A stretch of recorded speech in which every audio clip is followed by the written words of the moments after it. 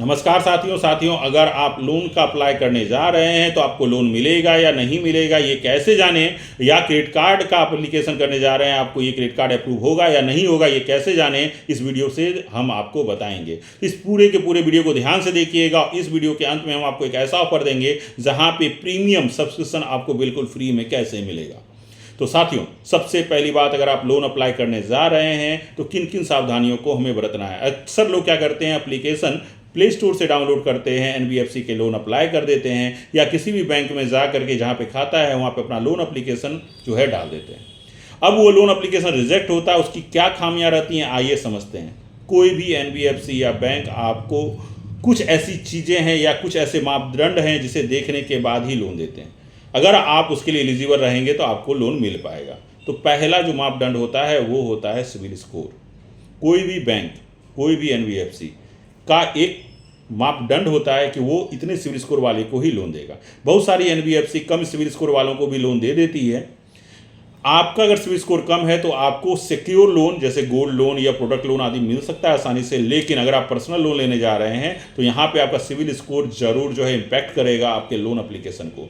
और 2027 में एक नियम ऐसा भी लागू होने वाला है जिसके बारे में अगर आपको जानकारी ना हो तो इस वीडियो में बता दूं कि अगर आपका सिविल स्कोर 730 के नीचे होगा तो आपको लोन मिलना बहुत ही मुश्किल हो सकता है, क्योंकि अब जो बैंक्स हैं या एनबीएफसी हैं बहुत ही कड़े नियम के साथ लोन देंगे।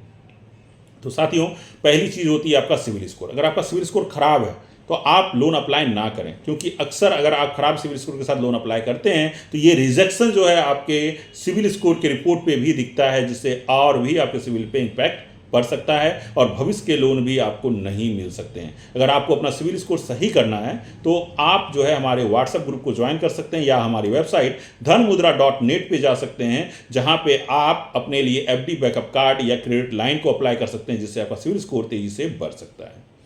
अब साथियों, दूसरा जो मापदंड होता है वो होता है आपका इनकम ऑफ सोर्स। कई लोग व्यापारी होते हैं, उनके अकाउंट में बहुत ज़्यादा ट्रांजैक्शन होता है, उनको लगता है कि इस बैंक स्टेटमेंट के आधार पर हमें लोन मिल ही जाएगा। अक्सर एनबीएफसी या बैंक जो हैं सिक्योरिटी को देखती हैं, यानी आप देखते हैं कि इनको सैलरी मिल रही है या नहीं मिल रही है। अगर सैलरी पर्सन उनको लोन आसानी से मिल जाता है। अब सैलरी पर्सन में भी ये देखना पड़ता है कि वो प्रोप्राइटर फर्म के अंदर काम कर रहे हैं, एक विश्वसनीय कंपनी के अंदर काम कर रहे हैं या ब्लू चिप कंपनी के अंदर काम कर रहे हैं। ब्लू चिप कंपनियाँ यानी बहुत बड़ी कंपनियाँ हो गई, जैसे रिलायंस आदि हो गई। अब क्या है, अगर आप मान लो एक छोटी सी कंपनी पे काम कर रहे हो, आपका सिविल स्कोर 750 है, और आप रिलायंस में काम कर रहे हो और आपका सिविल स्कोर है 750, दोनों की सैलरी सेम है, आप अप्लाई करोगे तो जो रिलायंस में काम कर रहा है उनको लोन जल्दी अप्रूवल भी हो जाएगा और ज़्यादा मात्रा में लोन मिल सकता है, लेकिन आपको आपके सैलरी के आधार पर थोड़ा कम लोन भी मिल सकता है, क्योंकि यहाँ पे कंपनियाँ सिक्योरिटी देखती हैं जो एनबीएफसी कंपनियाँ होती हैं या बैंक्स होते हैं। अब ये दो मापदंड आपने देख लिए। तीसरी मापदंड होती है आपकी क्रेडिट का यूटिलाइजेशन, यानी आपका जो प्रीवियस लोन चल रहा है वो कितना आप यूटिलाइज कर रहे हो, यानी उपयोग कर रहे हो, या कोई क्रेडिट कार्ड मिला हुआ है उसका कितना फंड आप यूज़ कर रहे हैं। अगर आप 50% से ज़्यादा अपने क्रेडिट लाइन या क्रेडिट कार्ड का यूज़ कर रहे हैं तो वो भी इम्पैक्ट पड़ेगा और आपका लोन रिजेक्ट हो सकता है। कभी भी अगर आपके पास क्रेडिट कार्ड हो या क्रेडिट लाइन मतलब क्या हुआ कि जैसे भारत पे हो गया, पेटीएम हो गया, ये सब पोस्ट पेड सर्विसेज देती हैं।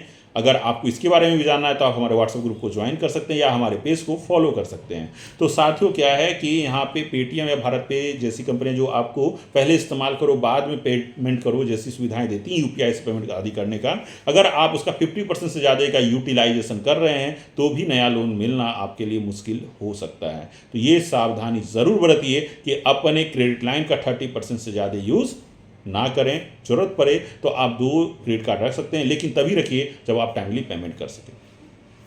इतना कुछ देखने के बाद जो बैंक है आपका ये भी देखती है कि आपका जो फाइनेंशियल स्टेटस है वो कैसा है। अब फाइनेंशियल स्टेटस कैसे पता चलेगा, जैसे मान लीजिए आपकी सैलरी है 50,000 रुपये, आप एक लोन पहले से चला रहे हैं जिसकी ईएमआई 10,000 रुपये है मान लेते हैं। अब आपके पास बचा कितना फंड, 40,000 रुपये। कोई भी व्यक्ति अपनी सैलरी का कम से कम 50% में ही अपने परिवार को मेंटेन कर पाएगा। क्यों? क्योंकि उसको उस लेवल से अपना जीना पड़ता है, उस लेवल से मेंटेनेंस करना पड़ता है। तो बैंक ये देखती है कि आपका जो प्रीवियस ईएमआई है आपके सैलरी का कितना परसेंट यूज़ कर रहा है या आपकी इनकम का कितना परसेंट यूज़ कर रहा है। अगर आपकी सैलरी या इनकम 50,000 रुपये है और आपकी प्रीवियस ईएमआई 25,000 से ज़्यादा है तो नया लोन मिलना आपके लिए मुश्किल हो सकता है। तो ये मुख्य बातें हैं जिसको आप जरूर सावधानी से बरतें, तभी आप लोन के लिए अप्लाई करें। बार बार लोन अप्लाई करने से भी आपका सिविल स्कोर खराब होगा। अगर आप चाहते हैं इससे बचना तो dhanmudra.net पे जाइए, आपके लिए जो विशेष ऑफर होगा वो आपको सीधे मिल जाएगा, जिससे आपका बार बार लोन अप्लाई करने का झंझट खत्म हो जाएगा। साथ में जो प्रीमियम ऑफर है वो ये है कि हमारे व्हाट्सएप ग्रुप को ज्वाइन करके, जिसका लिंक आपको इस वीडियो को डिस्क्रिप्शन में मिल जाएगा, आप जो विभिन्न कंपनियां जो है 99 रुपये से 199 रुपये तक का चार्ज लेती हैं, वो सेवा कि कैसे आप अपने फाइनेंशियल स्टेटस को बचाएं, कैसे आप जो है अपने सिविल स्कोर को बढ़ा सकते हैं, कहाँ पे लोन को डिल्यूट कर सकते हैं, ये सारी चीज़ों की जानकारी आपको हमारे व्हाट्सएप ग्रुप पे बिल्कुल फ्री मिलेगी, जिसके लिए प्रीमियम चार्ज किया जाता है। जल्दी से हमारे व्हाट्सएप ग्रुप को ज्वाइन करें। इस वीडियो को अधिक से अधिक अपने दोस्तों के बीच में शेयर करें, हमारे पेज को फॉलो करें और यूट्यूब पे अगर आप देख रहे हैं तो हमें सब्सक्राइब करना ना भूलें। Thank you.